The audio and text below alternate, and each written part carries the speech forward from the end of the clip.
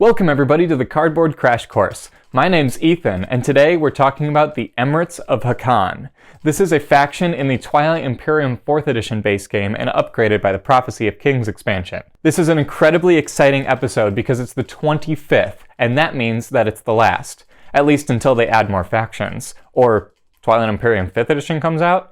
Anyway, now that I'm wrapped up with these faction guides, do you want more Twilight Imperium content? Would you like me to expand into another game that I love, such as Magic the Gathering, or any one of these behind me? I would love to hear your opinion down in the comments below, and if you're a patron, go ahead and go on to the Patreon, because there is a poll there as well. Your opinions all matter so much, and I really want to know what you want out of me. Would you like me to really hone in and get some of those details, or leave it to the professionals and expand outwards? Just let me know. Without further ado, let's talk about the Emirates of Hacan.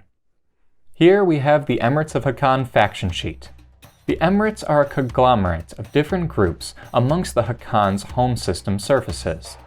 Their home system is both a central trade route throughout the galaxy, as well as its own way of producing various types of products, entertainment, and banking systems. The Hacan has made its wealth from very meaningful ways, tending to stay away from creating massive weapons of destruction and selling them, instead looking for a more lavish lifestyle amongst the galaxy. The Hacan are simple beings, so I don't have a ton to say about them, but keep in mind that they don't search for pleasure. Instead, they search for a peaceful, quiet, uneventful lifestyle brought upon by wealth itself. The Hacan wish to sit amongst the imperial throne in order to provide peace and luxury throughout the galaxy. The Hacan begin on their split-up home system of 3 worlds: Emirates, which is a 2-resource, 0-influence planet; Hacan, which is a 1 and 1, and Comdorn, which is a 0 and 1. So, in total, this makes up a 3-2, 3 resources and 2 influence. The resources are very helpful to them, but that's not all the resources they begin with, and we'll see that soon. They also have 2 carriers, 1 cruiser, 2 fighters, 4 infantry, and a space dock. Keep in mind that they have 3 planets that they begin with, as well as no PDS. So this is a very rough system in order to protect, but they might not be making enemies. They do, however, start off with 2 carriers and 4 infantry, which is a great way of expanding throughout the galaxy early in the game. They also have 6 commodities, which is twice as much as the average, and very important to their playstyle, as well as 3 abilities which build off of this. The first one is Masters of Trade. It says you do not have to spend a command token to resolve the secondary ability of the Trade Strategy card. The Trade Strategy card's secondary says spend 1 token from your strategy pool to replenish commodities. So anytime anyone at the table takes this 5 initiative card, you get to replenish your commodities for free, because they have to use it during that round. So these 6 you'll get at least every round this card is taken. Moving on to the second ability is Guild Ships. It says you can negotiate transactions with players who are not your neighbor. This allows you to trade with anyone at any time, as long as it's one of your 2 turns or the agenda phase. A very interesting and powerful ability to have in the early game. They finally have Arbiters, another transaction-focused mechanic. It says when you negotiate a transaction, action cards can be exchanged as part of that transaction. So on top of the normal commodities, trade goods, and relic fragments, you're also able to trade action cards. This is super fun, and allows for some really interesting win-making and king-slaying capabilities. They also begin the game with 2 technologies, Anti-Mass Deflectors and Sarween Tools. Anti-Mass Deflectors is a blue, 0 prerequisite technology that says your ships can move into and through asteroid fields.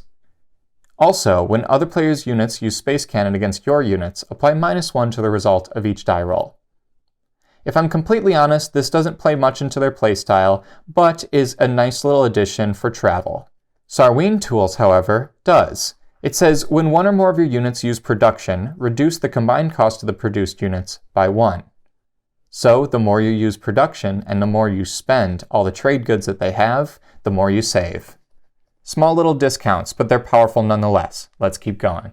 Next we have the flagship, the Wrath of Kanara. This is one of their few directly offensive capabilities. It's an 8 cost, 7 times 2 combat value, 1 movement, and 3 capacity flagship with sustained damage. So far, that's but it does have the ability, after you roll a die during a space combat in this system, you may spend 1 trade good to apply +1 to the result. So essentially, if they're just about to hit, they get to pay to win. It's an interesting ability and doesn't come into play too often, but it's really nice when it does. And trust me, they'll have the trade goods to spare. Next up, along with the flagship, I'd like to talk about the Pride of Kanara. This is their mech, introduced in the Prophecy of Kings expansion. It's a 2 cost and 6 combat value mech with sustained damage, like most. But it also says this planet's planet card may be traded as part of a transaction. If you do, move all of your units from this planet to another planet you control. Wow, that's really interesting. So, I never thought that they would actually add this ability, but alongside the arbiters with exchanging action cards, you actually get to exchange a few planets during the game as well. If someone really needs a certain amount of resources or positioning, you might be able to sell it to them. Really, really interesting ability. Next up, they have their 2 faction-specific technologies. They don't have an upgraded unit upgrade technology, so it's just 2 passive abilities. The first one is a 2 green prerequisite one that's called Production Biomes. As an action, you can exhaust this card and spend 1 token from your strategy pool to gain 4 trade goods and choose 1 other player. That player gains 2 trade goods. So this is just straight up get money for your strategy cards once around. This might come into use, but if you think about all the resources you'll have to spend actually getting here, I don't know about this one. But what I do know about is Quantum Data Hub Node, a 3 yellow technology prerequisite, and probably their most powerful ability. It says, at the end of the strategy phase, you may spend 1 token from your strategy pool and give another player 3 of your trade goods. If you do, give 1 of your strategy cards to that player and take 1 of their strategy cards. So the reason it specifies take 1 of theirs is because in 3 or 4 player games, you're going to be taking 2 at a time, but that's much less powerful than if they only have 1. Playing in a 5, 6, 7, or 8 player game, this gets crazy. Strategy cards are one of the main ways you're going to be able to plan your strategy and win the game. So being able to just steal somebody's, not only benefiting you, but hurting them, is fantastic. And you'll definitely be using Sarween tools to get to QDN. Moving on to the end, we have their leader suite, beginning with their agent Karth of Golden Sands. It begins the game unlocked, and says, during the action phase, you may exhaust this card to gain 2 commodities or replenish another player's commodities. So the gaining 2 commodities part is alright if you absolutely need it and have already traded away all of yours, but replenishing another player's commodities is probably more useful, and I'll explain why in the analysis. Next up, we have Gila the Silvertongue, the commander. It begins the game locked and unlocks when you have 10 trade goods at once. That seems like a lot, but trust me, with the amount of commodities they'll be able to replenish all the time, that's not that difficult. Once they hit that threshold, they're going to get the passive ability. When you cast votes, you may spend any number of trade goods. Cast 2 additional votes for each trade good spent. I don't know about this one, except for very, very specific situations. If this is going to be helpful, it's going to be really helpful. If it's not, I don't see it being of much use. And finally, we have the hero, Haru Guevara. Please tell me I'm saying that wrong. It unlocks when you have 3 scored objectives, like all heroes, and gives you the massive ability Galactic Securities Net. It says, when 1 or more of your units use production, you may reduce the cost of each of your units to 0 during this use of production. If you do, purge this card. So this is kind of a win more scenario for them. You still have to keep in mind their production limit, so you can only make so many things at once, but all of those things are going to cost nothing. And doesn't actually help you win the game, but helps prevent taking your resources for something you might need. And finally, we have their promissory note, Trade Convoys. This is, of course, the promissory note that you'll give out to another player, and they get the ability, as an action, place this card face up in your play area. Keep in mind that means you cannot trade it. And it says, when this card is in your play area, you may negotiate transaction with players who are not your neighbor. If you activate a system that contains one or more of the Hacan player's units, return this card to the Hacan player. This is a weird one, and it's kind of one of those that I don't really see being useful in trading, because you can kind of just act as the middleman in most scenarios anyway.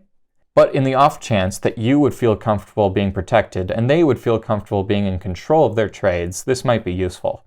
And that's everything that the Hacan has. This is a really, really weird but powerful set of abilities. They kind of are one of those factions that just do the game really well. And let's just talk about it in the analysis here, because I have a lot to touch on. Okay, like I said in the beginning of the video, please leave your comments below on where you'd love this channel to go after this exciting Emirates of Hacan episode. I really was waiting for the last with the Emirates of Hacan because they're such an integral part of the game, and it's kind of like if you've ever played Villainous, if you have Thanos in the game, it's a completely different game than everything else because he interacts with people so much more and gives people so much more opportunities. The Hacan is the exact same way. You as the Hacan, like a group hug deck in a commander game, have to control the amount of wealth that you're giving and win-make places, king-slay places, and make sure that all of that wealth is going exactly where you need and back in your pockets ultimately. The Hacan are a very interesting faction because all of their abilities are kind of above the table, like the Asarl, kind of like the Nazroka, but in a completely friendly way. Now I love the lore of these guys, that they're not even like secretly evil or very mean, they just really want a peaceful world. It does say in their lore that they make liquors and drugs and all sorts of different things, but what people do with those are their own problem. The Hacan really just want to make money in order to provide wealth and luxury for the whole ecosystem of the galaxy, and I really kind of appreciate that they're not like the bad guys as other factions might be. Anyway, let's go ahead and talk about their start. It's a 0-1, a 2-0, and a 1-1 planet. So that adds up to 3 resources and 2 influence. That's not actually even that impressive because the 2 influence doesn't even give you a single command counter. And the 3 resources, yes, can build you a carrier, but you already are set with the 2 carriers and 4 infantry. So where is that all going? Well, they also begin with 6 commodities available and will most likely get those 6 commodities in that first round because someone is taking the trade action card. Once they have those 6 commodities, they can trade them away freely. And even if someone doesn't give away free commodities with the secondary, then you can give them away for free using your agent. They really do control the economy of the table whether or not that card is chosen. As soon as you're able to, I would suggest trading away with the person who you believe is the least threat in the beginning of the game.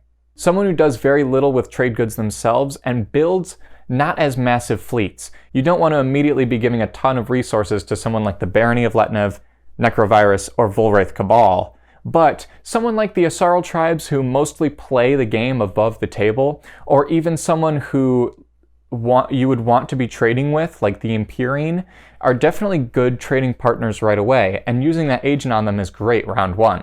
I don't really even think their start has a weakness, because yes, the PDS isn't there, but you're going to be able to really buff up in the late game using that hero, and we'll talk about that in a second. So let's go ahead and go into their tech tree, because I think that is the most interesting part about them. And I'd like to touch on production biomes right away. Production biomes cost 2 green and allows you to exhaust it during the action phase as an action, so it's nice that it's a stall, and give yourself 4 commodities, or trade goods rather, and give somebody else 2 trade goods. That's really nice, but the math doesn't work out, because unless you're somehow getting the technology card multiple times in a row, which is possible, then the amount of technology that you're going to have to buy in order to get there is at least 2 greens worth, if not 3, unless you have some kind of skip, which isn't really that reliable. So you're going to be spending so many resources getting there that getting them back late game is not really worth it. And they have plenty of other ways to get trade goods that don't let other people get free trade goods, like their agent. I think that the production biomes was definitely made worse in Prophecy of Kings because they have their agent available from the start, but if you absolutely get into the point where you're using Quantum Data Hub node late game to keep stealing technology away from somebody for some reason, then it's not a complete waste of time. The biggest issue with it is that green isn't really worth going down for them, or for most people really at all, so you're not even getting that many benefits on the way to production biomes anyway. I am not a fan of production biomes, but it's possible in that weird scenario.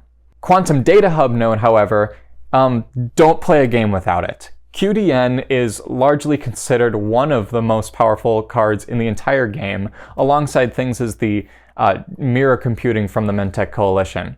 Quantum Data Hub node allows you to give somebody 3 trade goods, which is not that difficult to make with them, and take their strategy card after the strategy phase is done. There's only one law that changes the way that strategy cards go out, and one action card that can steal people's away from them.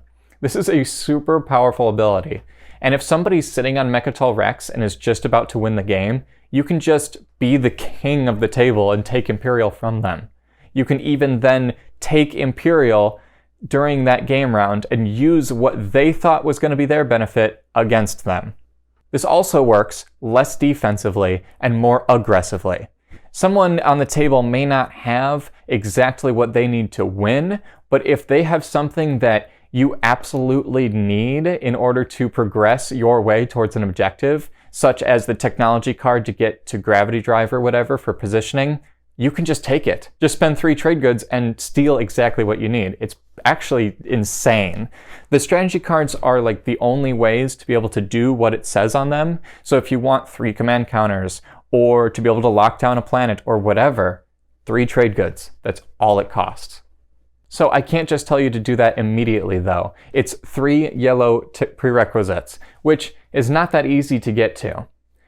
But you do start with one, and if there's a technology skip, rush to it. It's not that bad of an idea to spend a lot of your resources getting to a yellow tech skip while you're also researching technology with other resources. You don't have an infinite amount, but if you're able to swing both ways, do it. If you're only able to swing one way and just get the technologies, then I suggest this path in particular. Getting Scanlink Drone Network first is going to be your go-to for one major reason. If you're able to explore planets, you're more likely going to be able to get a yellow technology skip, and that's worth it. If you're not able to, then just getting command counters or a couple of commodities or whatever off of them is way more important to the Hacan than to most other people. So Scanlink Drone Network is beautiful with them, and then moving in to transit diodes is great. Some people might want you to go into integrated economy in order to produce things when you actually get somewhere, but I think the ability to be able to steal construction away and kind of pseudo do that with forward docks is nice enough. I don't think the integrated economy is as wonderful as transit diodes with them. Transit diodes allows you to do one specific thing, and that's move your mechs around. Your mechs are some of your biggest ways of trading with the table. I think people underestimate the amount of power that trading away planets can really do. Giving somebody a planet that they can then spend on either the leadership or on building fleets or anything can really rack you up some money. So using transit diodes to place your mechs in positions where you really need them is great. So you've got your way to QDN, but now you've stolen away somebody's technology strategy card that they were going to need to win. What do you just do with the extra technology? Well, if you're in this situation, gravity drive. Getting a positioning objective late game when you don't have gravity drive is absolutely inevitable. So that's your kind of go-to, I don't have anything else to do, and this is great. I could suggest Space Dock 2 because they like Space Dock production a little bit more than other factions. If you think that having a large fleet above positioning might be worth it, Space Dock 2 could be better than Gravity Drive. This is for one major reason, and that's because their hero.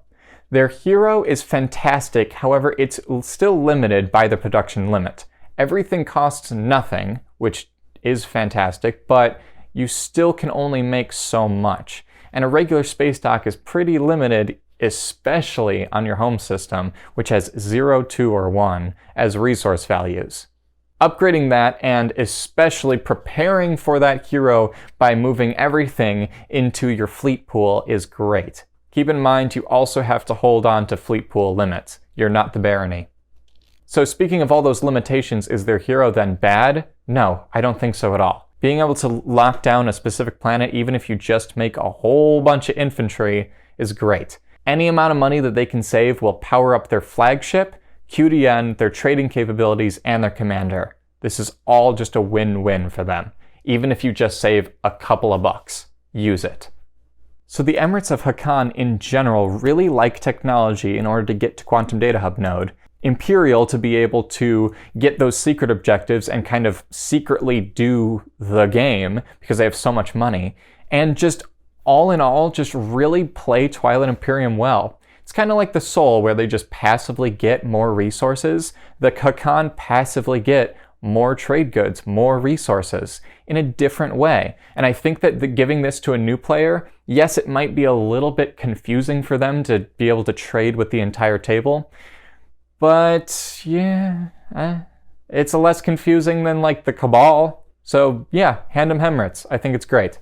Thank you very, very much for participating in the Cardboard Crash Course up to this time. Thank you for 25 amazing faction guides. Let me know all of your opinions down in the comments below. And if you're watching until this, I want something in particular from you. What is your Twilight Imperium hot take? What is the hottest, spiciest take that you have? Something that most people, or at least some people in your playgroup, disagree with. I'm going to be making a video about all of these hot takes, and I'll be making a community post as well for anyone who misses this. But leave it down in the comments section below. If you have absolutely no idea what Twilight Imperium is, maybe your hot take is that it's way too hard to get into. Thank you so much for watching. Have a fantastic rest of your day. Pax Magnifica, Bellum Gloriosum.